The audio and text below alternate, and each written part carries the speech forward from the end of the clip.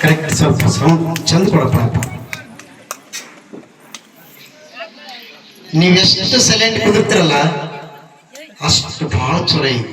5 ನಿಮಿಷದಲ್ಲಿ ಮುಗಿಸ್ತೀನಿ. ಇಲ್ಲಾಂದ್ರೆ ಮತ್ತೆ ನಾವು ಬೆಳಗತನಕ ಹಂಗೆ ಕುದುರ್ತೀವಿ. ಯಾಕಂದ್ರೆ ಹೆಣ್ಣು ಮಕ್ಕಳಿಗೆ ಕನ್ನಡಿ ಮುಂದೆ ನಿಂದಿರಿಸಬಾರ್ದಂತ, ನಮ್ಮಂತ್ರ ಕೈ ಮೈಕ್ ಕೊಡ್ಬಾರ್ದಂತ. ಅಷ್ಟು ಲೇಟ್ ಆಗದೆ. ಶಾಂತಿ ಇರ್ರಿ. ಉತ್ತಿಷ್ಟ ಉತ್ತಿಷ್ಟ ಗೋವಿಂದ, ಉತ್ತಿಷ್ಟ ಗರುಡ ಧ್ವಜ,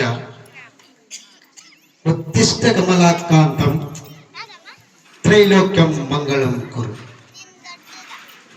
ಇದನ್ನ ಯಾವತ್ತೂ ಕೂಡ ಮಂಗಳಕರವಾಗಿರ್ತಕ್ಕಂಥ ಇವತ್ತು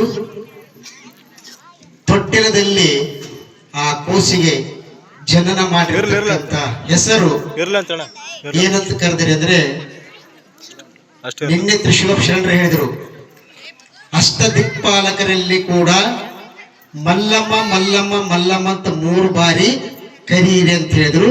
ಅದೇ ರೀತಿಯಾಗಿ ಅಪ್ಪಜರ ಸಮೇತವಾಗಿ ಮಲ್ಲಮ್ಮ ಮಲ್ಲಮ್ಮ ಅಂತ ಅವರಿಗೆ ಹೆಸರು ಕರೀಲಾಗೈತಿರು. ನೀವ್ಯಾರೇನು ಹೆಸರಿಡ್ಲಿಲ್ಲ, ಅವರೇ ಕರೆಯಾಗೈತಿರು. ಅದಕ್ಕೆ ನಿಮಗೆ ಒಂದು ಸ್ವಲ್ಪ ಸಣ್ಣದೊಂದು ಉದಾಹರಣೆ ಕೊಟ್ಟು ಮುಗಿಸ್ತೀನಿ. ಇವತ್ತಿನ ದಿನ ಏನ್ ಸಿಕ್ತು ನಮಗಂದ್ರೆ, ಭಕ್ತಿ ಹೆಂಗಿರ್ಬೇಕ ಅಂತಕ್ಕಂಥದ್ದು ಕೂಡ ಅಪ್ಪಾಜಿಯವರು ಹೇಳಿದರು. 2ನೇ ವಿಷಯಕ್ಕೆ ಬಂದ್ರೆ,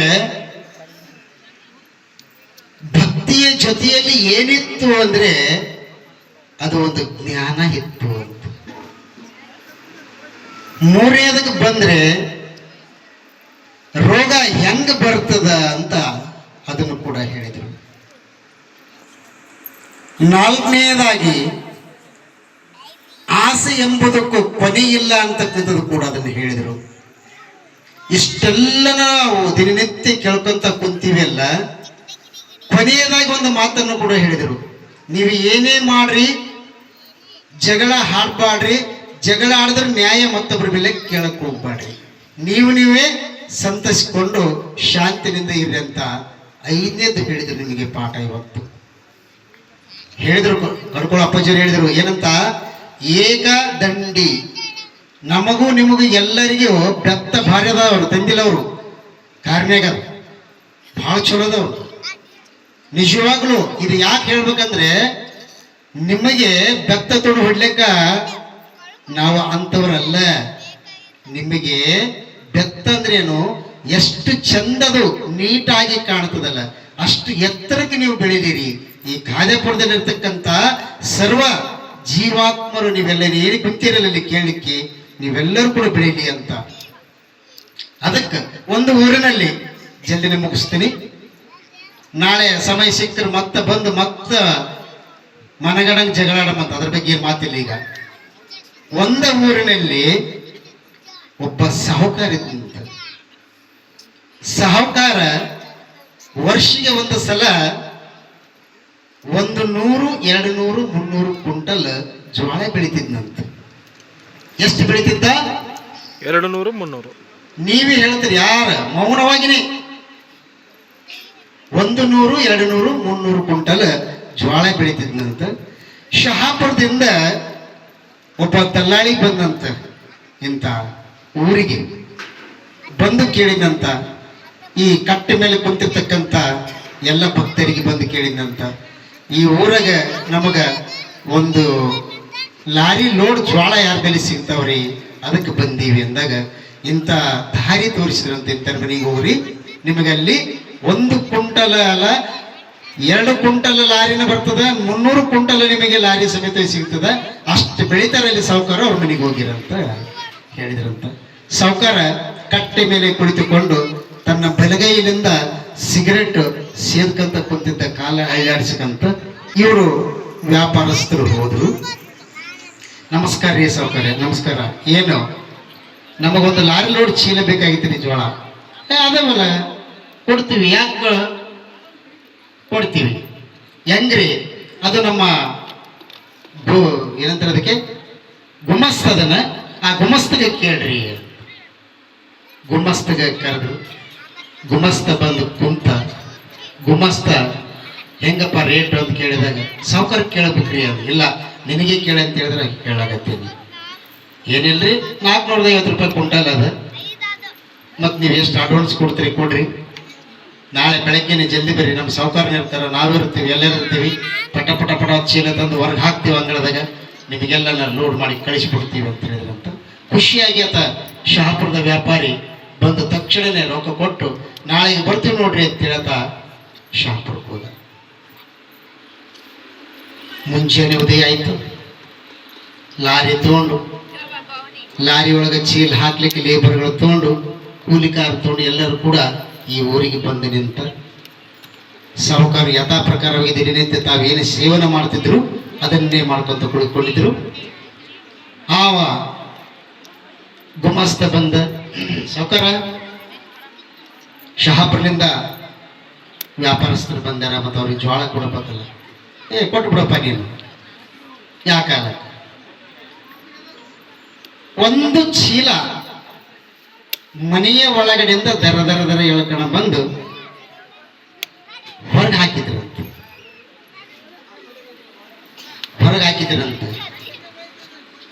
ಹಸಿವೆ ಆಗಿದೆ, ನಮಗಿದೆ, ನಾವು ಕೂಡ ಮಾಡೋಣಂತ.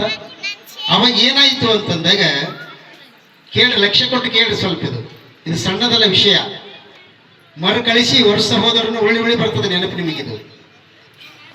ಒಂದು ಚೀಲ ತಂದು ಹಾಕಿದಾಗ ಸಾವುಕಾರಂದಂತ, ಗುಮಸ್ತ ಅದನ್ನ ಅಳಿ ಅನ್ನಂತ. ಯಾಕೆ ಹಾಕಲಕ್ರಿ ಅಂತ ಹೇಳಿ ಗುಮಸ್ತ ಏನ್ ಮಾಡಿದ, ಹೆಂಗ ಸೇರು ಅಳಿತಾರಲ್ಲ ಆ ಸೇರನ್ನು ಡಬ್ಬಿಟ್ಟು ಮ್ಯಾಗ ಜೋಳ ಹಾಕಿ ಇದು ಒಂದು ಸೇರ್ ಅಂತೇಳಿ ಅಳಿಲಿಕ್ಕೆ ಪ್ರಾರಂಭ ಮಾಡಿದಂತವ. ಅವನಿಗಿದೆ ತಾಳ್ಮೆ ಶಕ್ತಿ ಇರಲಿಲ್ಲ ಶಾಪುರದ ವ್ಯಾಪಾರಸ್ಥಿಗೆ. ನಾನು ಏನ್ ಮಾಡ್ಬೇಕೀಗ ಅಂತೇಳಿ, ಸೌಕರ್ಯ ಜಗತ್ನಾಗ ಎಲ್ಲೇನ ಸೇರು ಡಬ್ಬಿಟ್ಟು ಅಳೆದನ್ನ ನಾನು ಇನ್ನುವರೆಗೆ ನೋಡಿಲ್ಲ. ಇದು ನಿಮ್ಮೂರಿಗೆ ಎಂತ ಪದ್ಧತಿ ಅದ ಸೇರು ಡಬ್ಬಿಟ್ಟು ಹೇಳೋದು? ತಮ್ಮ ಹೆಚ್ಚು ಮಾತಾಡಂಗಿಲ್ಲ, ನಮ್ಮೂರಿದ ಪದ್ಧತಿ ಸೇರು ಡಬ್ಬಿಟ್ಟು ಎಳೆದದ. ಆಳ್ಕೊಂಡು ಹೋತೆ ಬೇಕಾ ಬೇಡ, ಹವಲ್ಲ ಬಲ ಬಲ ಬಲ ಬಲ ಬಲ ಹೀಗಂತ ಹೊಂಟಂತ ಕಡೆ ಊರಾಗ ಅಲ್ಲಿ ಕುಂತಿರ್ತಕ್ಕಂಥದ್ರ, ತಮ್ಮ ಯಾವ್ರತ್ ಯಾಕೆ ಹೈಕೆಲ್ಲ ಕೈತಿದ್ದೀನಿ ನನ್ನಂತ. ಏನ್ರಿ ನಿಮ್ಮೂರಾಗೆ ಸೇರು ಡಬ್ಬಿಟ್ಟು ಅಳಿತಕ್ಕಂಥದ್ದು ಆದಲ್ಲಿ ಇಲ್ಲಿ ಎಲ್ಲಿನೂ ಕೂಡ ನಾನು ಕೇಳಿಲ್ಲ. ತಮ್ಮ ಹುಚ್ಚ, ಸೇರು ಡಬ್ಬಿಟ್ಟು ಯಾರು ಆಳಿದ್ರಿ ನಿನಗ? ಇಲ್ರಿ ನಿಮ್ಮೂರು ಸಾವುಕಾರ ಆಳದಾರ, ಅವ ದಡ್ಡನವ. ಈಗ ನನ್ನ ಹೆಸರು ಹೇಳು, ಇಲ್ಲಿ ದಳಪತಿ ಬರ್ತಾನ, ನ್ಯಾಯ ಮಾಡ್ತಾನ. ಏನಂತ? ಸೇರು ಡಬ್ಬಿಟ್ಟು ಹೇಳಿದ್ರಲ್ರಿ, ಅದು ಹಳಿಬಾರದು, ಅದು ತಪ್ಪದ, ನಾವೊಂದು ಹೇಳ್ತೀನಿ ಕೇಳ್ರಿ ಅಂತೇಳಿ ಅಂದಾನಂತ ಇಷ್ಟ ಹೇಳ್ಬಿಡು ಸಾಕು ಅಂತ. ಅವರು ನೇರವಾಗಿ ಬಂದ, ಸಾವುಕಾರೆ ನಿಮ್ಮೂರಲ್ಲಿರ್ತಕ್ಕಂಥ ದಳಪತಿಯವರು ಬರ್ತಾರಂತ. ಅವನಿಗೆ ಸ್ವಲ್ಪ ತತ್ವರ್ದಿತ್ತು, ವೈಮನಸ್ಸಿತ್ತು. ಆ ಸಮಯದಲ್ಲಿ ಆತ ಒಳಗಡೆ ಹೋದ ಸಾವುಕಾರ. ಆತ ಬಂದ, ಲಕ್ಷ್ಯ ಕೊಟ್ಟು ಕೇಳ್ರಿ ಹೆಚ್ಚೊಂದದು. ಬಂದ ತಕ್ಷಣ ಏನಂದ, ಗುಮಸ್ತ, ನಮ್ಮೂರ್ದ ಹೆಸರು ಕರಬ್ ಮಾಡಕ್ ಬಂದೀಯ ನೀನು, ಸೇರು ಡಬ್ಬಿಟ್ಟು ಅಳಿಬೇಡದಪ್ಪ, ಎಂದು ಶಾಣಿ ಇದೀನಿ, ಸೇರು ಅಡ್ಡಿಟ್ಟು ಅಳದು ಬಿಡು, ಇದು ನಮ್ಮೂರ ನ್ಯಾಯ ಅನ್ನ. ಯಾರು ನಗಲಿಲ್ಲ, ನಿಮ್ಗೆ ಅದರ ಅರ್ಥನಾಗಿಲ್ಲ, ತಿಳಿದಿಲ್ಲ. ಮತ್ತ ಇದನ್ನ ಹೇಳುತ್ತಾ ಇವತ್ತಿನ ಕಾರ್ಯಕ್ರಮ ಬಹಳ ಬಹಳ ಸಮಯ ಬಹಳ ದೂರ ಹೋಗಿದೆ. ಇವತ್ತು ಆದಷ್ಟು ಮಟ್ಟಿಗೆ ಮಂಗಳಾರ್ಚನೆ ಮಾಡಿಕೊಂಡು ಎಲ್ಲರೂ ಕೂಡ ಪ್ರಸಾದ ಮಾಡೋಣ. ವೇದಿಕೆ ಮೇಲೆ ಇರ್ತಕ್ಕಂಥ ಎಲ್ಲರಿಗೂ ಕೂಡ